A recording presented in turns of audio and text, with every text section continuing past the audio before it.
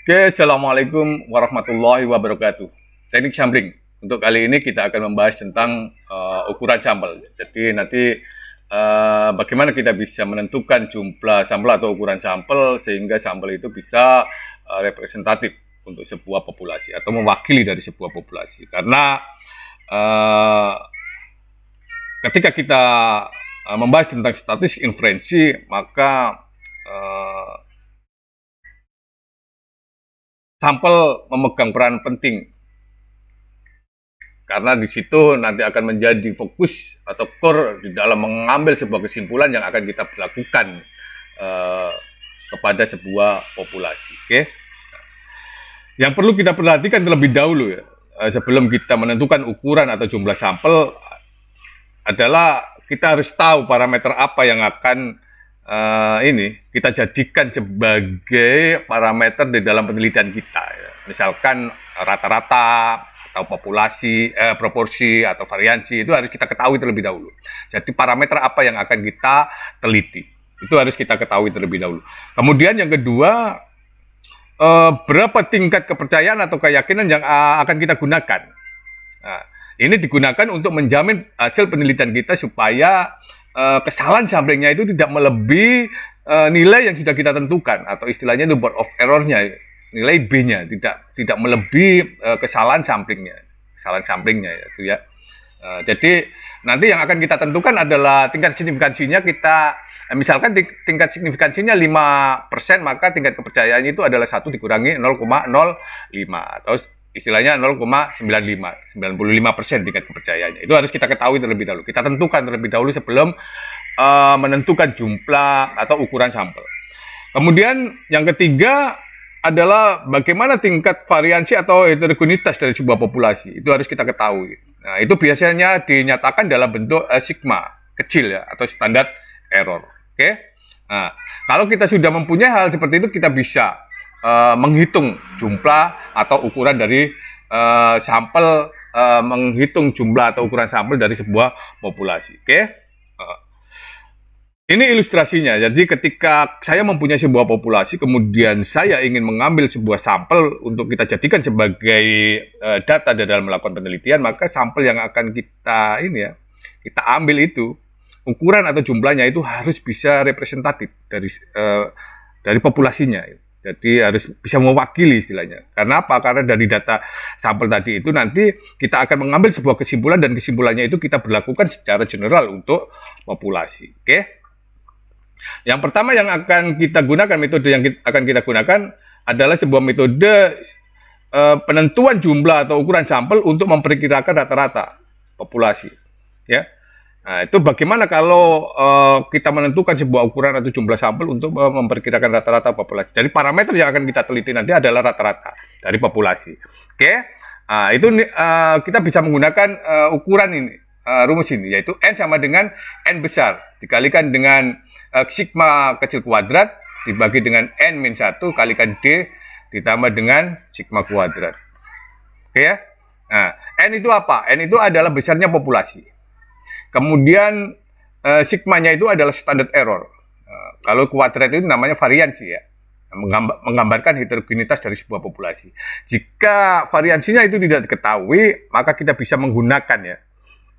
Ada dua alternatif yang bisa kita gunakan, yaitu menggunakan empirical rule, yaitu 4 kali sigma itu sama dengan ring.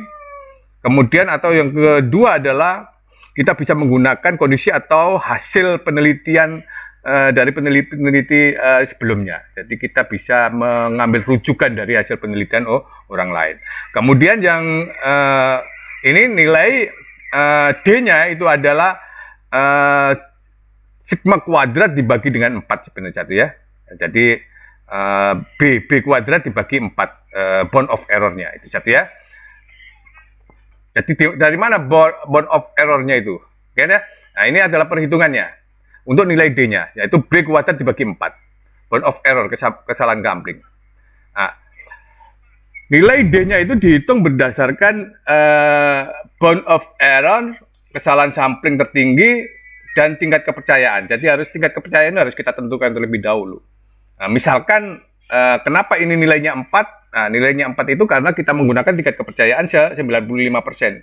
Nah, kalau kita menghitung ya nilai Z dari 95% untuk dua sisi, jadi sisi kiri sisi kanan ya, dua sisi. Istilahnya ujinya itu menggunakan uji two tile ya, dua ekor, dua sisi kiri sisi kanan, maka alfanya itu adalah 0,05 dibagi 2. 0,05 dibagi 2. Jadi nilainya adalah 0,025. Jadi nanti kita akan cari di dalam tabel Z 0,025 dan nilainya di dalam tabel itu adalah 1,96. Kemudian ini bulatkan menjadi 2. Nah, 2 kuadrat nilainya 4 sehingga pembaginya itu 4. Bagaimana kalau di sini 90 ya? Kita harus cari untuk Z 0,1 dibagi 2 berarti Z 0,5. 0,5 Z 0,5 itu nilainya berapa nanti? Ya, cari di dalam tabel Z atau distribusi normal. Nanti nilainya berapa baru kemudian kita kuadratkan. Jadi ini tidak 4 mutlak ya. Nilainya tidak 4 mutlak, tapi tergantung kepada tingkat kepercayaan yang kita tentukan. Oke ya. Nah, itu nilai D-nya. Oke, misalkan saya akan melakukan sebuah bentuk penelitian. Saya ingin mencari rata-rata biaya pendidikan dasar per murid per tahun di Kabupaten Sidoarjo misalkan. Kemudian saya mengambil sebuah populasi dari sekolah-sekolah yang ada di Kabupaten Sidoarjo dan itu ada sekitar 1.000 sekolah. Kemudian perbedaan rata-rata biaya pendidikan antara yang paling tinggi ya, kemudian dengan yang paling rendah itu sebesar Rp100.000.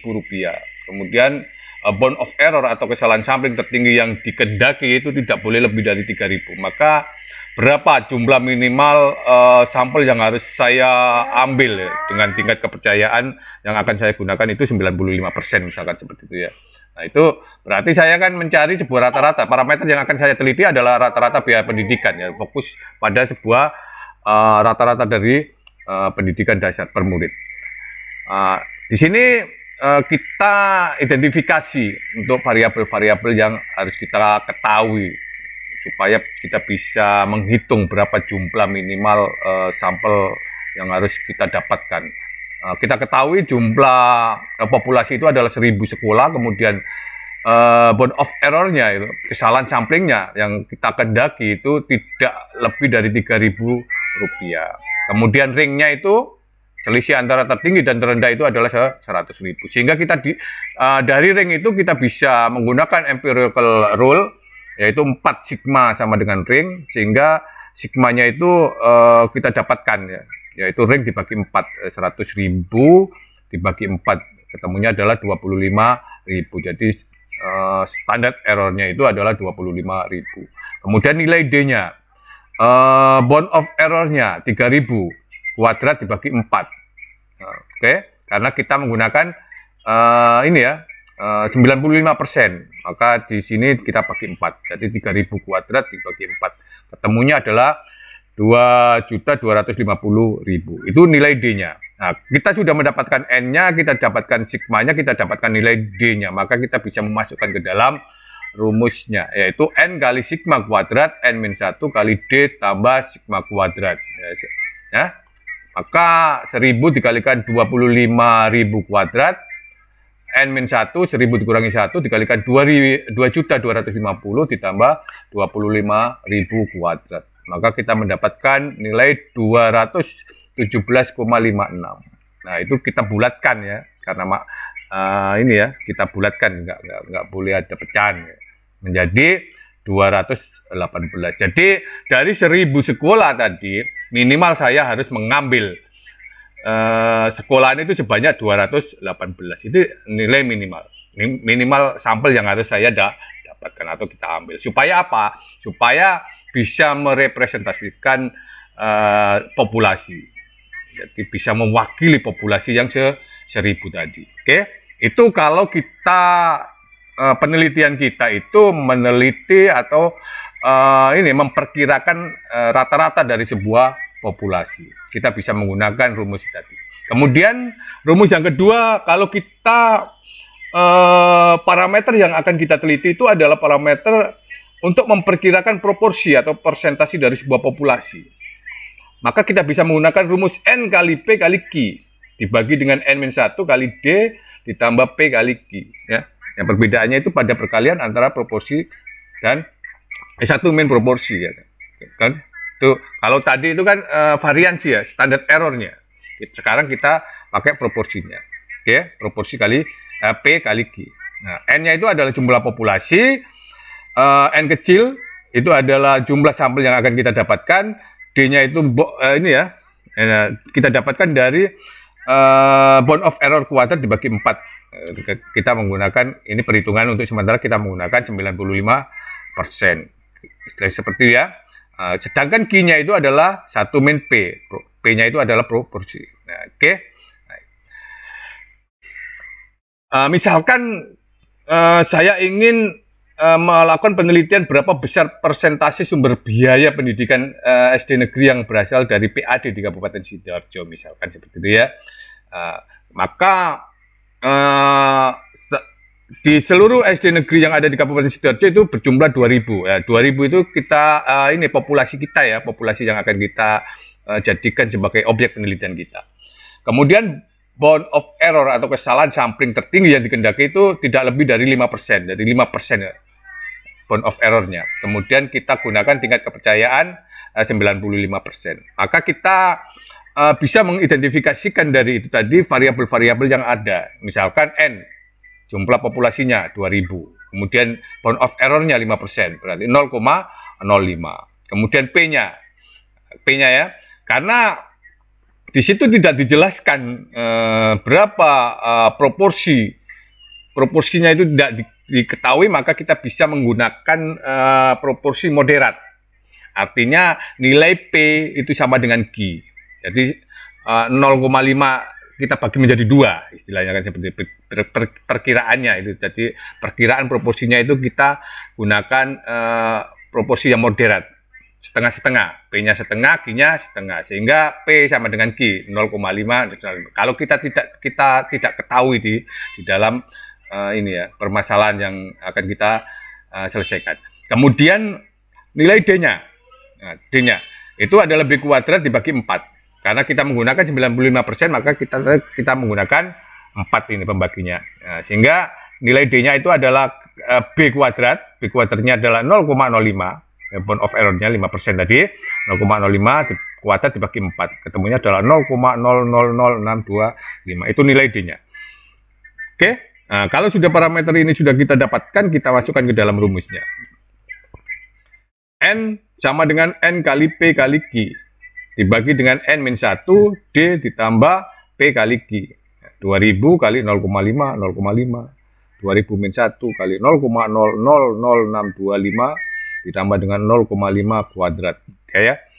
Nah, N-nya itu adalah 333,56. Nah, itu kita bulatkan menjadi 334. Ini adalah jumlah populasi atau jumlah sampel atau ukuran sampel yang harus kita dapatkan minimal dari 2000 SD negeri yang ada di Kabupaten Sidoarjo. Oke ya. Jadi kita harus minimal menggunakan SD negeri sebanyak 334 sebagai sampel penelitian kita. Oke ya. Nah, kemudian metode yang ketiga ini ada bersifat umum sebenarnya, ini tidak melihat apakah ini untuk parameternya itu parameter penelitian itu rata-rata atau proporsi. Jadi bisa digunakan secara umum, yaitu rumus Slovin. Ya, rumus Slovin itu bersifat umum ya, bisa kita gunakan untuk memperkirakan rata-rata ataupun proporsi ataupun variansi ya. Oke, rumusnya adalah N dibagi 1 plus N plus alfa kuadrat, di mana S-nya itu adalah jumlah sampel, kemudian N-nya itu adalah jumlah populasi, sedangkan alfanya adalah taraf signifikansi. Oke ya. Oke, nah, dengan formula ini kita bisa menentukan jumlah sampel untuk memperkirakan rata-rata ataupun untuk memperkirakan sebuah proporsi. Oke, nah, contohnya misalkan kita punya 1000 orang dalam sebuah populasi, kemudian berapa jumlah minimal sampel yang akan kita teliti jika kita menggunakan margin of error itu 5% misalkan seperti itu. Jadi tingkat signifikansinya itu 5%, 0,05. Sehingga kita ketahui N sama dengan 1000, kemudian alfanya adalah 0,05, maka kita bisa menentukan N-nya, jumlah sampel kita, yaitu 1000 dibagi 1 plus 1000 kali 0,05 kuadrat. Nah, ketemunya adalah 285,7143.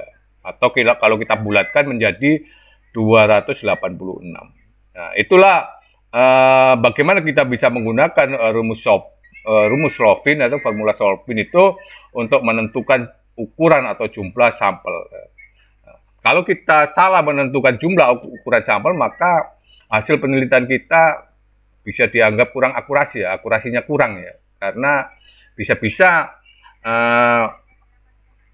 sampel kita itu bukan sampel yang representatif, tidak bisa mewakili populasi yang akan kita jadikan sebagai objek dalam penelitian kita.